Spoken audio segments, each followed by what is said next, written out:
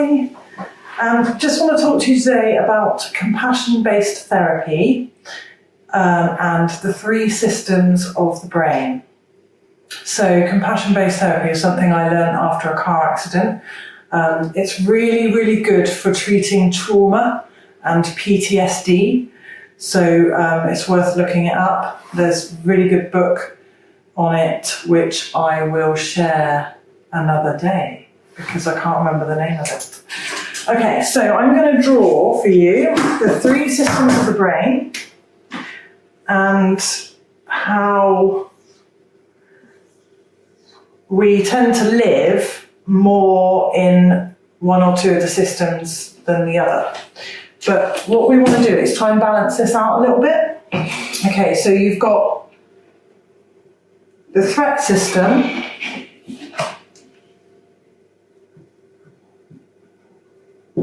the drive system, and the soothing system. Okay, so if you think of your brain as kind of living through these systems, everything becomes really interesting. Okay, so when I've experienced PTSD a few times now, it's absolutely horrible. But what happens when I experience PTSD, and it doesn't have to be PTSD, trauma is triggered through a sort of a body memory or a reminder of something that happened in the past that puts us back into that horrible state. But it can just be everyday life that you are in the habit of living more in one system than the other. And it's particularly with PTSD, you basically go into your threat system. So it's that fight or flight thing that we've all heard about. Fear, anger, just anxiety, irritability, all of those things, they're all coming from the threat system. Okay, so what I tend to do is I go into my threat system and then I go, oh no, I'm in my threat system, I need to fix this. And then I do all this stuff to try and get out of my threat system. So I'm kind of bouncing from the threat system to the drive system. And I forget about my soothing system. And this is what I want to share with everybody, because I think this is really common actually. So what we need to do is we need to find ways to soothe the threat system. And there's so many ways you can do this. It will be different for everybody. So what I did was I literally wrote a list. I did the 3 circles and then I wrote a list of everything that puts me in my soothing system. So bubble bath, reading, getting away, just driving away. I mean, that could be drive system as well, couldn't it? Going somewhere. But I always think a change of scenery, I always come back with a bit of a reset. So think about ways that you can soothe your threat system by putting yourself in your soothing system more often. So music is a massive one for this. What things do you do that soothe you, that make you feel relaxed and calm? Because our threat systems, when they're triggered all the time and we live through them and it becomes a habit, what happens is the amygdala, which is the threat part of the brain, actually grows bigger. So we can shrink the amygdala by putting ourselves in our soothing system more. I mean, obviously it's going to take time to actually shrink the amygdala, but isn't it amazing that you can change the size of aspects of your brain by daily practices, and that will help yourself massively, because if the threat system shrinks, it's not going to be triggered as easily, is it? Okay, so my little list: music, bubble bath, reading, sensory lighting for me is a big one. So I'm very much sensory like putting my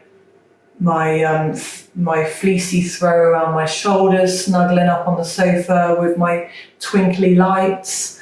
Getting out in nature is another big one. Losing yourself in art or photography or a new hobby.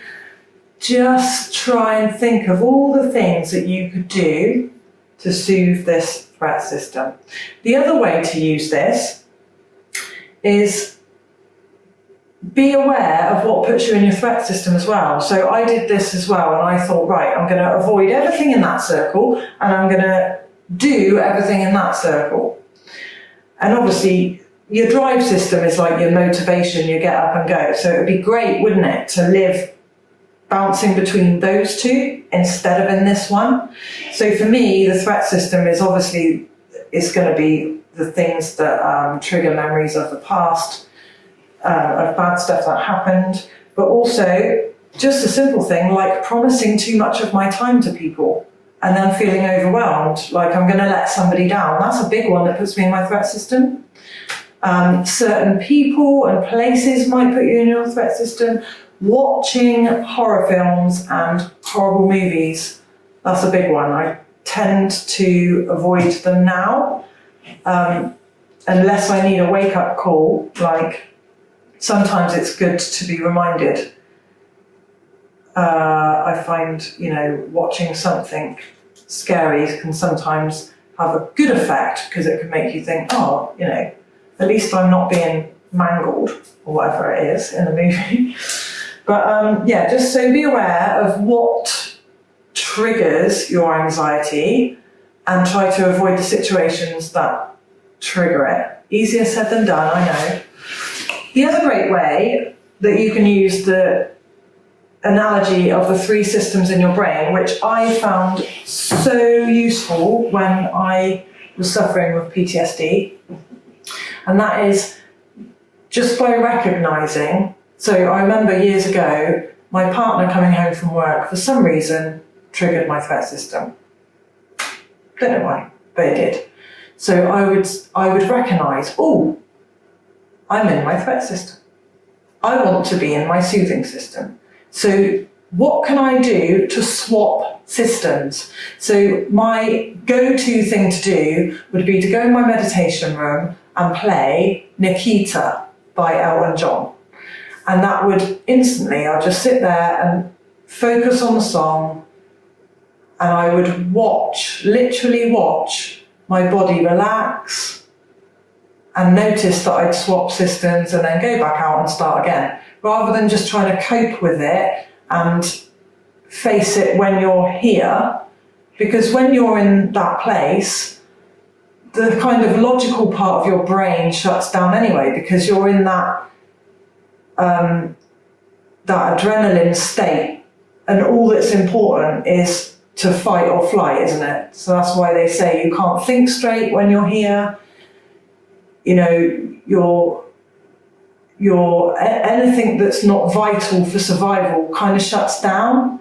So you need to get yourself in a better place before you can sensibly cope or make decisions and things like that. Okay, so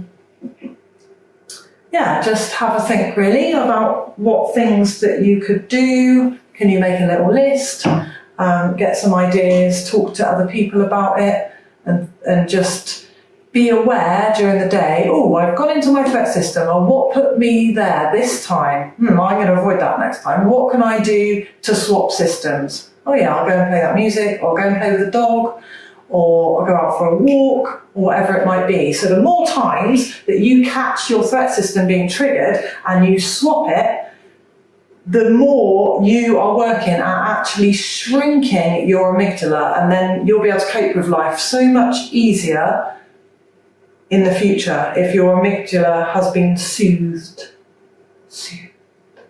Okay, I'm going to leave it there. Have a great day, everyone. Bye.